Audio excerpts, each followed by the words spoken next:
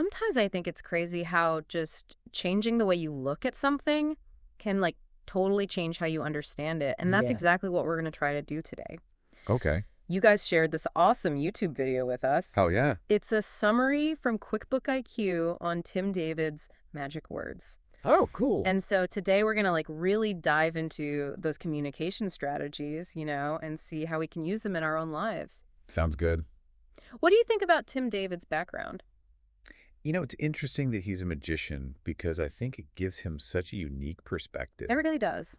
I mean, he went from, making rabbits disappear to understanding how you can make barriers disappear between people just by using the right words. That's a good way to put it. The rhythm, the tone, Yeah. the way he frames things, Absolutely. And the core idea is that, like, good communication isn't just about, like, what you say, it's how you say it. Right. These magic words, they're not tricks, they're tools for Yeah. being clearer and more empathetic. Exactly. So where should we start with these magic words? Well, because is a great one.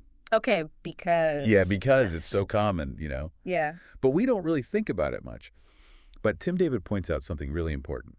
What's that? He says that we as humans, we have this need to know why. Oh, totally.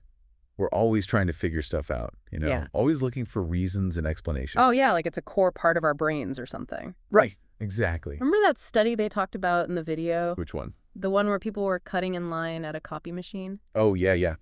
What was so crazy to me was that it didn't even matter if the reason was good, as long as they used the word because. Interesting. Like, can I cut in line because I need to make copies?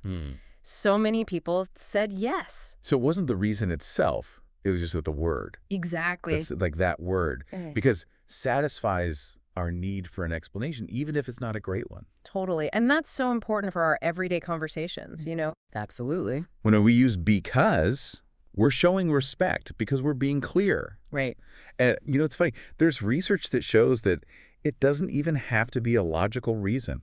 Is that right? Yeah. Especially when people are like, busy or not really paying attention. That's crazy. It's still really effective. Wow. So, for example, instead of just saying, could you please send me that report by Friday? Right. You could say, could you please send me that report by Friday because the team needs to review it before our meeting on Monday. I like that. That little because, it changes everything. It does. It's not just a random task anymore. It's like part of a bigger plan. Yeah, it gives it context and purpose. Exactly. And what's cool is that you can use because for all sorts of stuff. I'm sure. Like for making suggestions. Maybe we could try this approach because it aligns with the latest market trends. Yeah. Or even for setting boundaries. I won't be able to join you for dinner tonight because I have a prior commitment. Right. It's such a small word, but it makes a huge difference. Totally. I agree. And speaking of making people feel understood, there's another powerful tool.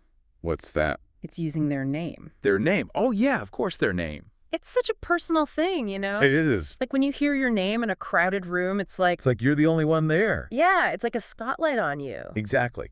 Tim David really nailed it when he talked about the power of a person's name. I think so too. It's so simple, but it can totally change the tone of a conversation. Yeah, like you could be talking to your boss, Right. and just by using their name. It suddenly feels less formal. Oh, cool. Like you're actually connecting on a human level. Right. It can even like calm things down in a tough conversation. I've noticed that too. But you have to be sincere about it. Sure. If you use someone's name too much. It just sounds fake. Exactly. Like you're trying to manipulate them or something. Right. So what's the best way to use someone's name? Well, when you first greet them, Yeah. or if you're saying something specifically about them. Right. Or when you're wrapping up the conversation. Exactly. It's like a little reminder that you see them and you value them. It's all about making them feel recognized, Yeah, exactly. Okay, so the next magic word is yes. Yes. But I bet some people are thinking like, does this mean I have to agree with everything? Right. But that's not it at all. No, not at all. It's about this idea called the principle of consistency. Okay, I've heard of that. So basically, once someone says yes to something, Even something small. even if it's tiny, they're more likely to keep saying yes. Interesting. It's like you're building momentum, Right.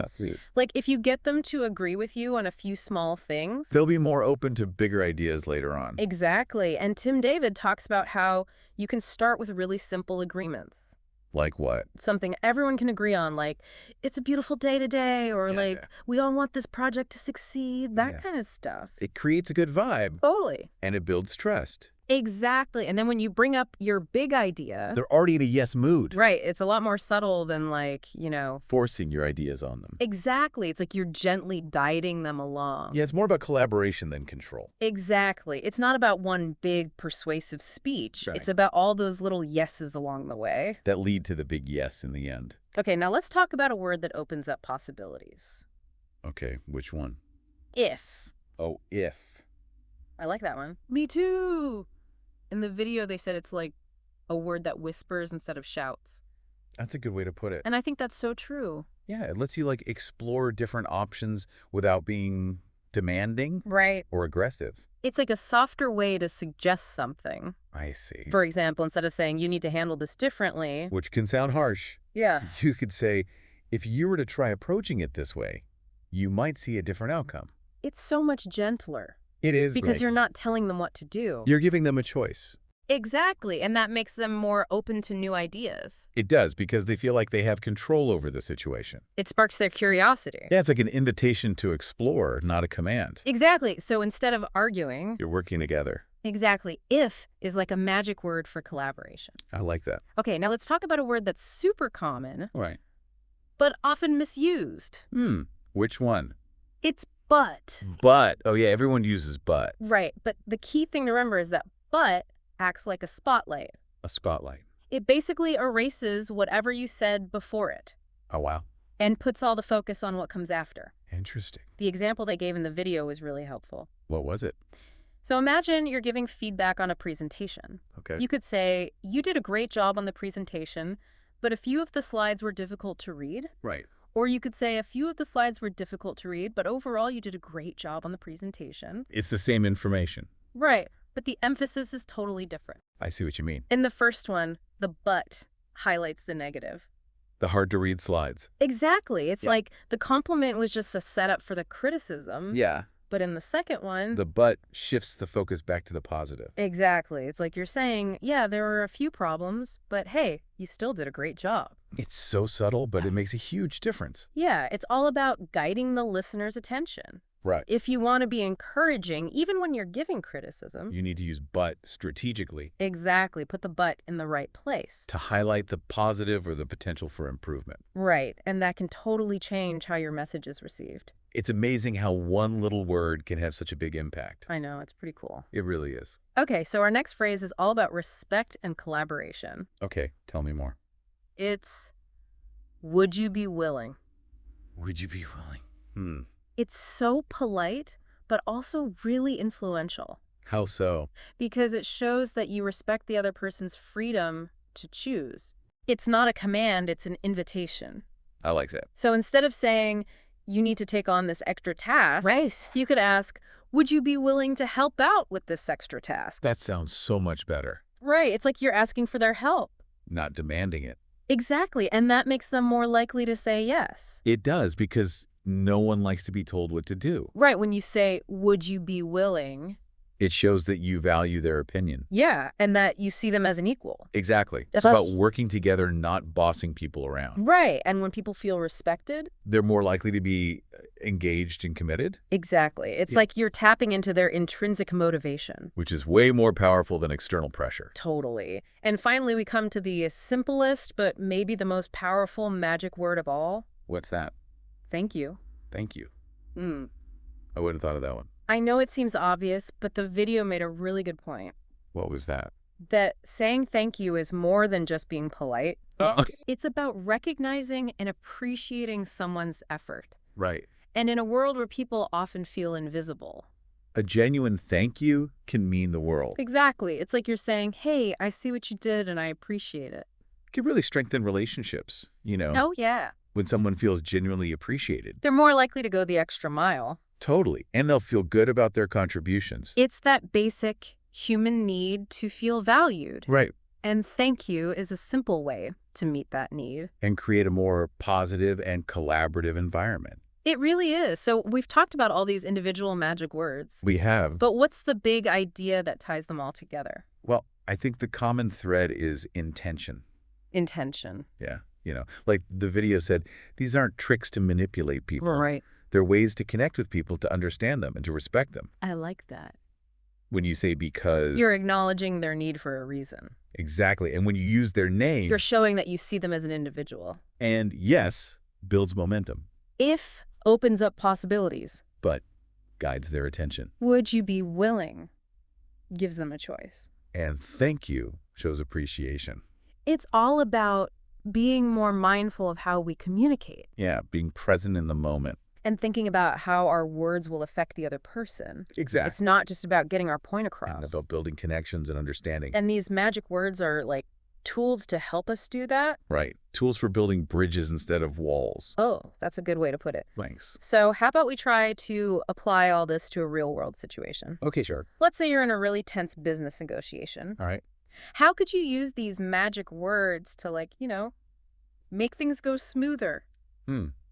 Well, first, I would definitely start by using their name. Yeah. Like, thank you for meeting with me today. Opponent's name. It's a good way to start off on the right foot. Right. And then when you're explaining your position, Yeah.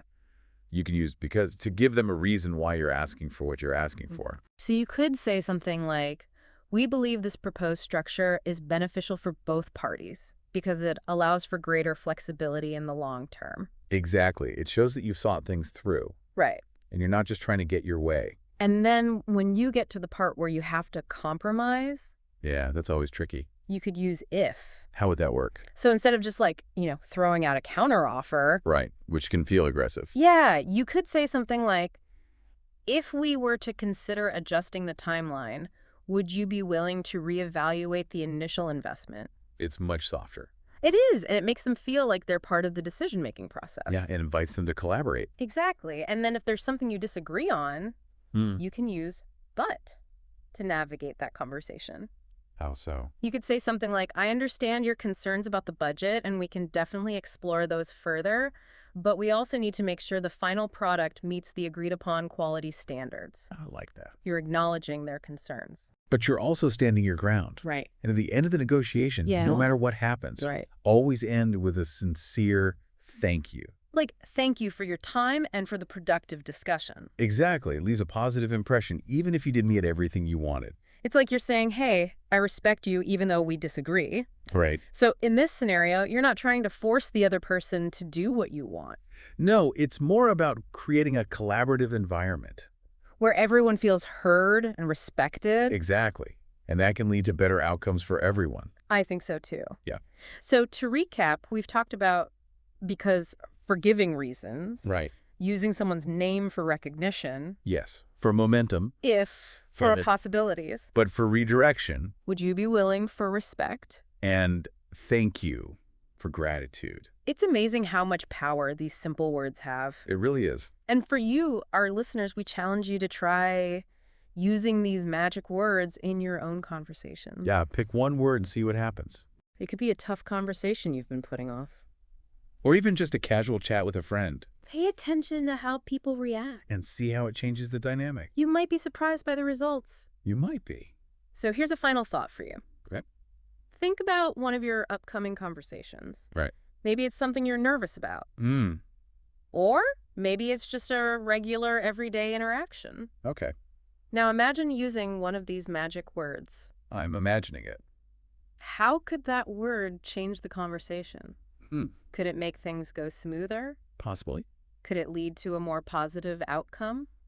Made Experiment with these words. and see what happens. You have the power to change your communication And your relationships. just by choosing your words carefully. It's pretty amazing when you think about it. It really is. The power of language. So until next time, Keep those magic words in mind. and see what kind of magic you can create. Sounds good.